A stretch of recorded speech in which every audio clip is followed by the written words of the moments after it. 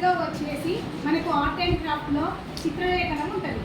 చిత్రలేఖనము అంటే ఒక బోర్డు పైన చిత్రం, అంటే ఇప్పుడు నా దగ్గర లేదు కాబట్టి చెప్తున్నా, చిత్రలేఖనం వేయాలి. ఫస్ట్ ఒక డాల్ వేస్తున్నా,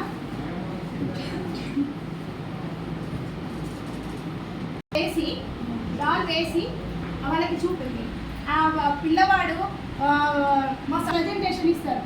దానివల్ల వాళ్ళ చిత్రలేఖనం చాలా మెరుగుపడుతుంది. అట్లాగే వడ్రంగి వాళ్ళు ఒక చెట్టును కొట్టించి అది డ్రై చేసి అది ఆరిపోయిన తర్వాత దాన్ని కట్ చేసి దాని పార్ట్స్ డివైడ్ చేసి ఒక ఆకారంలో తీసుకొచ్చి మనకు ప్రజెంటేషన్ చేస్తారు.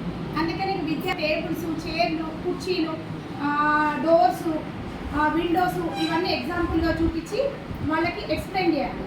ప్రతి ఒక్క పిల్లవాడికి కుట్లు అల్లికలు అంటే క్లాత్ పైన స్టిచ్ వాళ్ళు చాలా దాంట్లో ఎక్కువ, అంటే వృత్తి విద్య వ్యాపారంగా, అంటే చదువులో ఇంట్రెస్ట్ ఉన్న వాళ్ళు చదువులో, వృత్తి విద్య వ్యాపారంలో ఇంట్రెస్ట్ ఉన్న వాళ్ళు వృత్తి విద్యను మెరుగుపరుచుకొని వాళ్ళకు ఒక జీవనాధారంగా ఇది బోధనోపకరణకు, ఇంటీరియర్ డెకరేషన్, వడ్రంగులు, కళాకృతులు ఎంత అద్భుతంగా చేస్తున్నారు. అసలు వాళ్ళని వర్ణించడం కారణం అంటే ఇంకా మెరుగైన చిత్రలేఖనం ఎన్నో ప్రదర్శనశాలల్లో మనం చూస్తున్నాం. కుట్లు అల్లికలు కూడా మీరు చూస్తున్నారు కదా, వాళ్ళు ఎంత మంచి మోడలింగ్ డ్రెస్సెస్ స్టిచ్ చేయడం, దాంతో ఎంతో మందికి